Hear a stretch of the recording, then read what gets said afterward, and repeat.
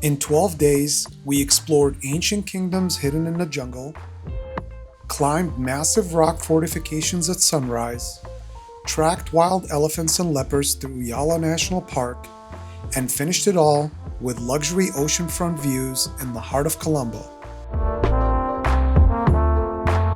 This trip on this tiny island country had it all: history, wildlife, luxury, and wild adventure.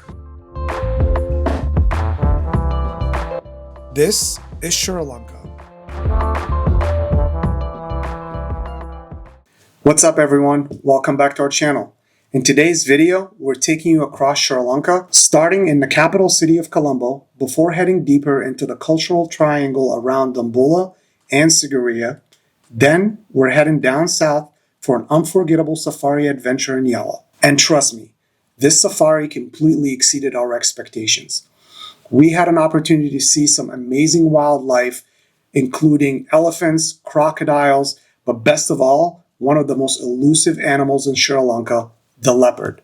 Just be sure to stick around till the end of the video, where we share with you some tips, recommendations, and things we learned along the way. So let's go.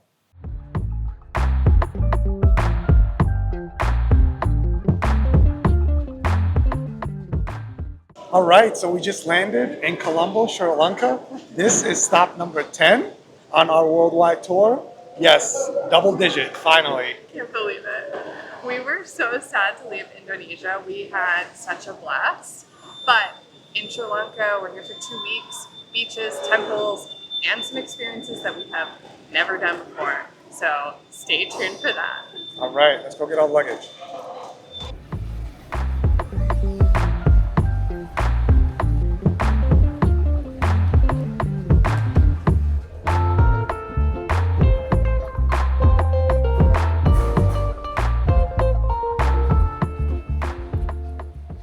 All right, made it. We just checked into our hotel. Very nice room. There's supposedly a balcony, so we're gonna go check out what that view looks like. Oh, ooh, nice city view.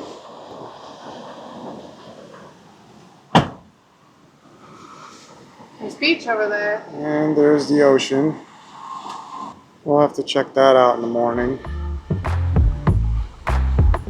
We spent the night repacking our bags for the next few days, grabbed a light dinner at the hotel, and headed to bed early that night.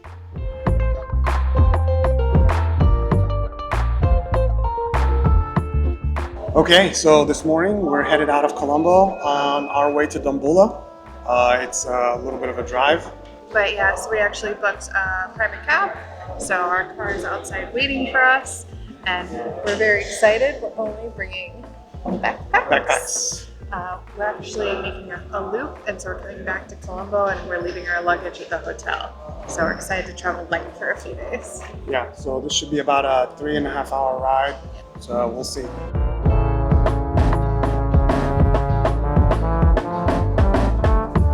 Throughout our time in Sri Lanka, we used the Pru tours to get around between major destinations because their cars were clean, drivers were reliable, and the price couldn't have been better and more affordable. We have included their contact information in the description section, and you can also find them on TripAdvisor.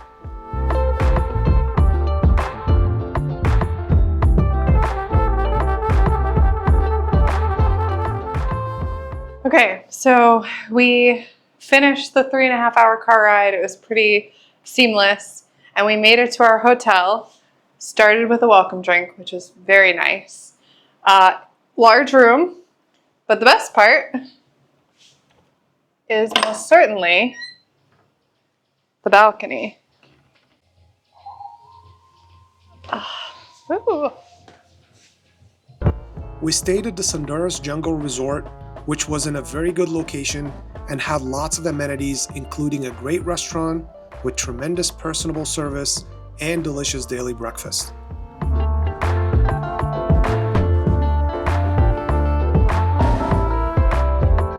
But best of all, we had friendly visitors who kept us entertained almost daily.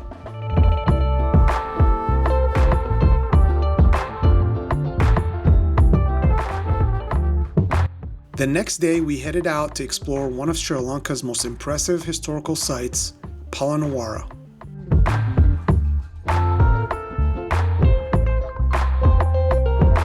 Located about an hour and a half from Dambulla, Polonnaruwa was once the second capital of ancient Sri Lanka after the fall of Anuradhapura.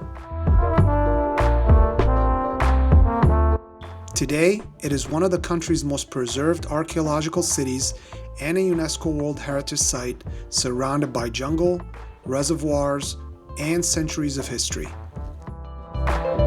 Back in the 11th and 12th centuries, Polonnaruwa became the center of Sri Lanka's civilization under King Pidurangala the Great, one of the country's most influential rulers.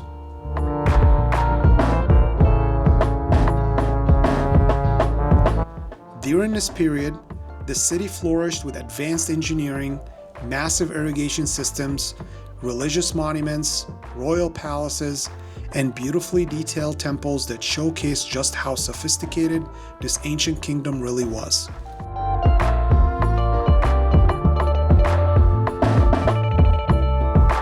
What's incredible is that many of these structures still stand here today. As we explored the ancient city, it became clear just how massive this place was.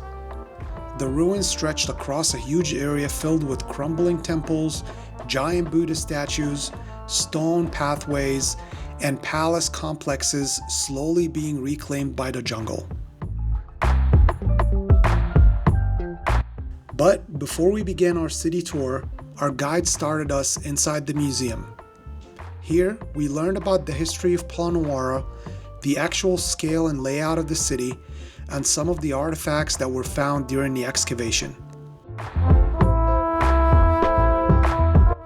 We also learned that he was amongst the archaeologists who worked here and helped excavate many of these artifacts, which was incredible to see and hear about directly from him. One of the first places we visited was the Royal Palace ruins, where enormous stone walls still remain from what was once a 7-story palace complex built for the kings.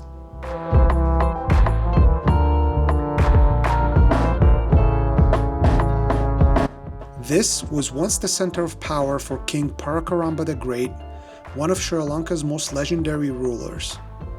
The city's historical records claim that the palace originally stood 7 stories tall and contained over 1,000 rooms, although only the thick lower brick wall survives today.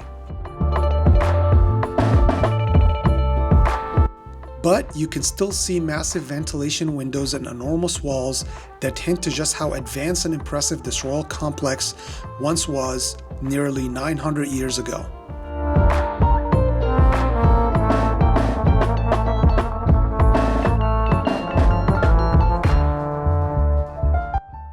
From there, we explored the sacred quadrangle.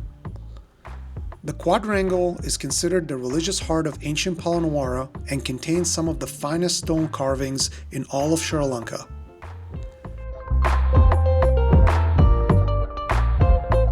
This compact area is packed with temples, shrines, moonstones, and detailed Buddhist architecture built during the kingdom's golden age.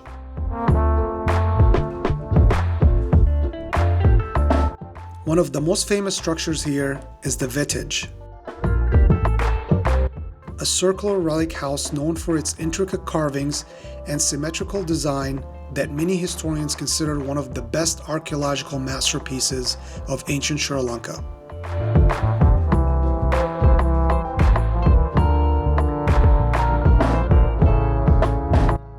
We also visited the Rankath Hira Stupa, one of the largest ancient stupas in Sri Lanka, towering above the trees and reminding us of how important Polonnaruwa once was to the Buddhist world.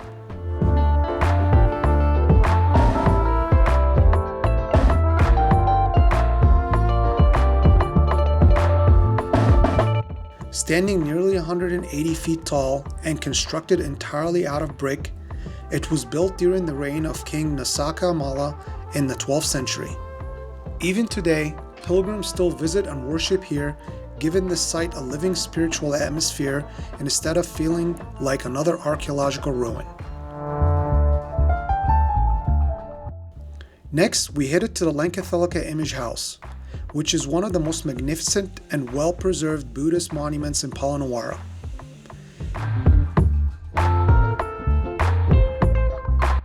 It was built in the 12th century as a grand shrine dedicated to the Buddha, and the structure is famous for its enormous standing Buddha statue, which originally stood about 14 meters high.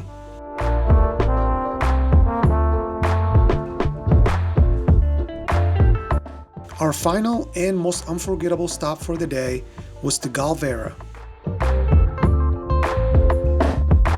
Here, carved directly into a massive granite rock face, are 4 enormous Buddha statues, each with incredible detail and precision.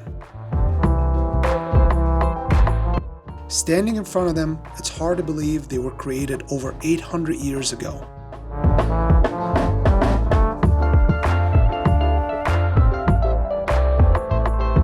The craftsmanship here is honestly unbelievable. Everywhere we looked, there were reminders of a civilization that was once incredibly advanced for its time. Everything from engineering systems to detailed carvings and carefully planned city layouts.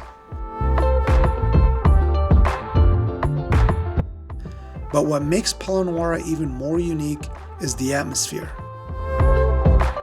Unlike some historical sites that feel crowded or overdeveloped, this place feels peaceful, vast, and yet connected to nature.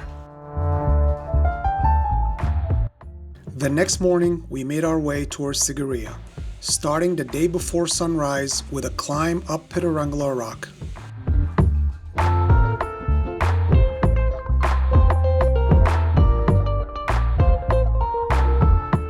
So we made it to the top of Pidurangala. It's the hike that's directly across from the famous Lion Rock. We were told that that's the way to go. It's a pretty quick hike, maybe 20 minutes.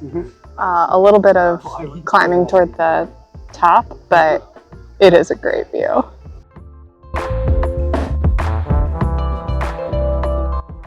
The locals told us that the best sunrise views in the entire area are actually from Pidurangala, where you get a perfect panoramic view overlooking Lion Rock and the surrounding jungle.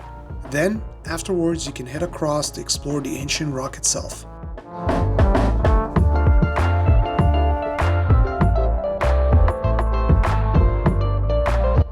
As the sun rose over the valley, the entire landscape lit up with layers of jungle, mist, and distant mountains, making it one of the most beautiful mornings of the entire trip.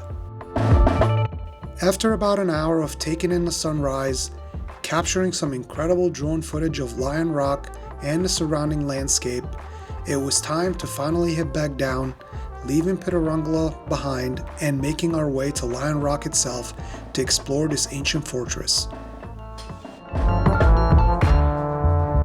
After a short drive, we were at the main event, Lion Rock. Okay, so we saw Lion Rock from a distance. Now we're about to climb it. The entry fee here is around $30 for foreign visitors, which is quite expensive by Sri Lankan standards. But once you're inside, you quickly understand why it's considered one of the most important historical sites in the country. As we got closer, you start to really understand the scale of Lion Rock. This massive rock fortress rises about 200 meters straight out of the jungle, and from the ground it almost looks impossible that an ancient civilization built anything on top of it.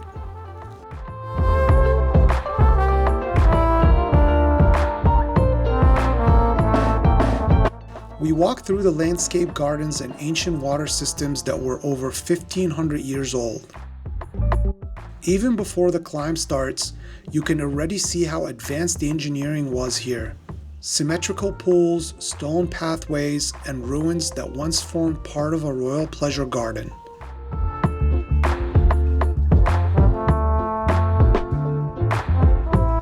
Then, the climb begins. And it's not just a simple hike. It's a mix of steel staircases, carved rock steps, and narrow pathways that wrap around the side of the fortress.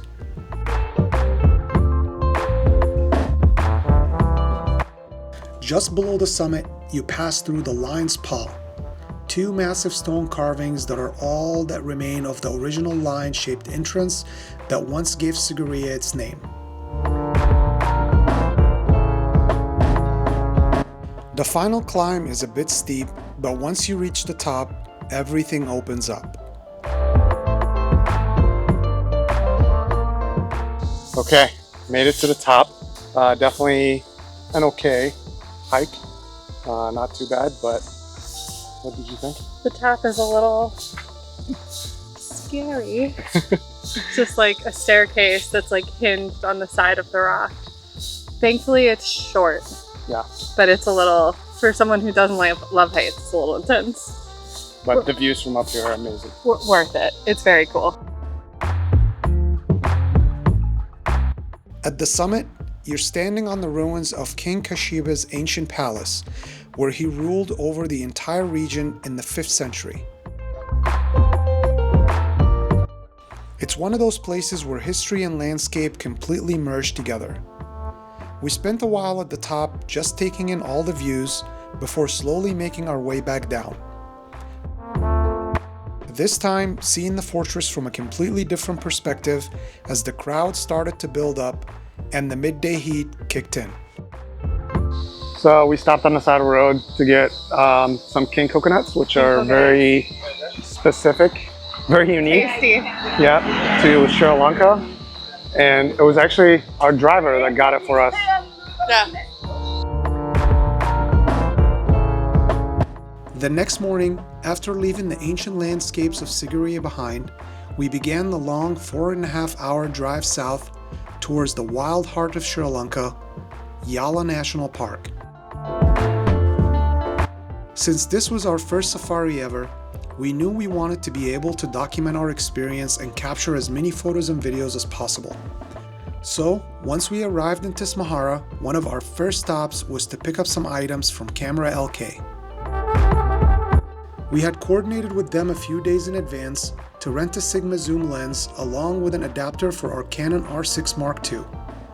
The whole process was super smooth, communication with them was clear, and locking on the equipment was easy since they had a wide range of options to choose from.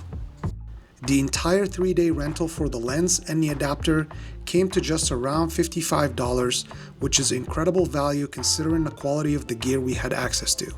We've included a link in the description section if you want to check them out and see their pricing and inventory.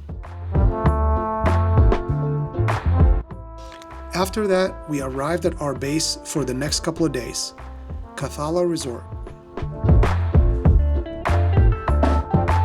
Set just outside of Yala, the resort is just a short drive to the Yala National Park, and the rooms are spacious, newly renovated, and the entire resort is surrounded by water, rice fields, and palm trees.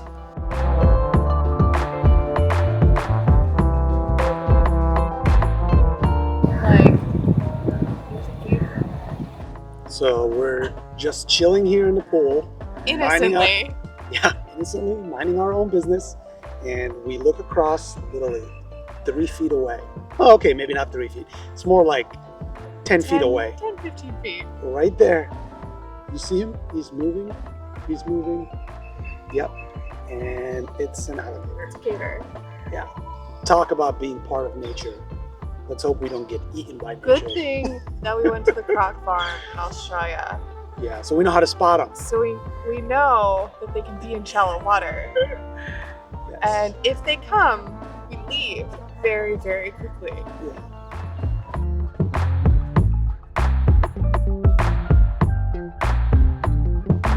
We are spending the day at a resort just kind of relaxing because over the next 2 days we are doing safaris.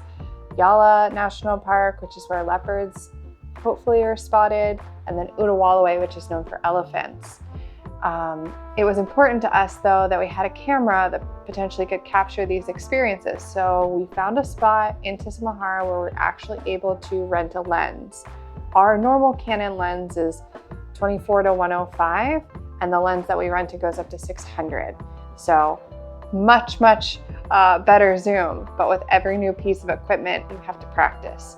So Eve has been bearing the brunt of that, learning the ins and outs and settings, but we're spending a lot of the day practicing and just kind of getting comfortable. So hopefully we can capture some of those memories tomorrow. Wish us luck. Can't find anything right now, but I did get a super cool shot of this bird. That was a beautiful bird.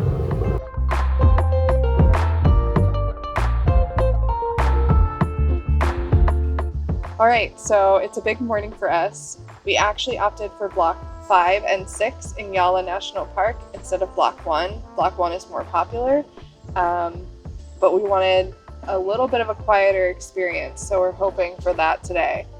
Already we have not been disappointed.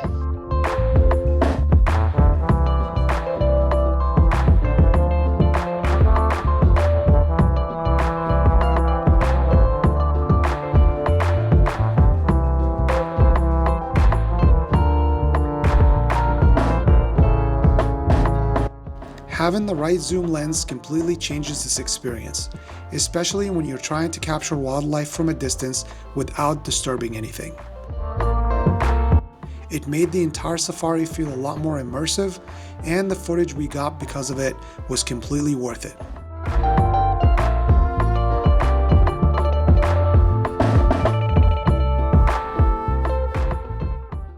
We had so much fun exploring block 5 and 6 that we actually decided to change our original plan.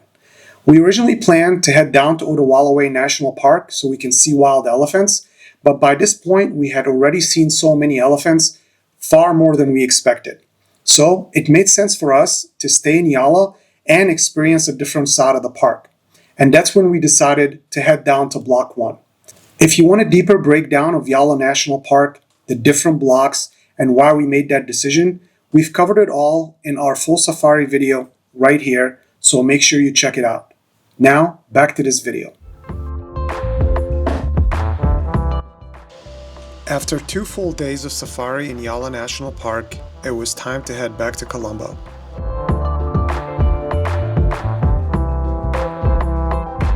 Alright, so I wanted to show everyone what this hotel looks like because I have some friends that are planning on actually coming here to do kind of the same trip, and this hotel is absolutely unbelievable. Yeah, the amenities are amazing. It has everything. So we're walking to the gym right now. We're walking past a beautiful rooftop pool that basically looks like it's going right into the ocean. Yeah. And the food, wonderful. So we're gonna show you all that here in the next 30 seconds.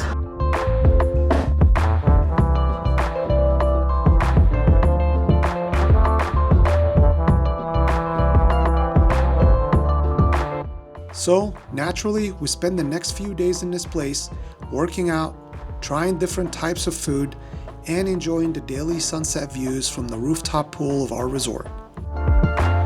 We should also mention that this hotel does a daily city tour of Colombo's historical sites, but we didn't get a chance to do that because we were limited on time and a little bit tired from all the running around. Now, here are some tips and recommendations to consider if you're planning on visiting Sri Lanka. Tip number 1.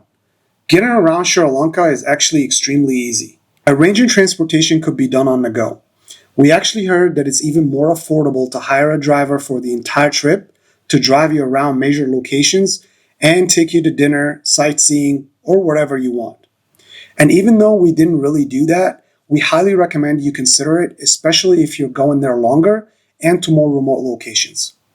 Tip number 2. The weather in Sri Lanka can vary by region. With alternating monsoon seasons, the south and west coasts are usually best for December and April, while the east coast is more favorable from May to September. For us, in April, the weather was hot and humid with frequent thunderstorms and showers in the afternoon. So if this is the month you plan to visit, just make sure you plan for that. Tip number 3.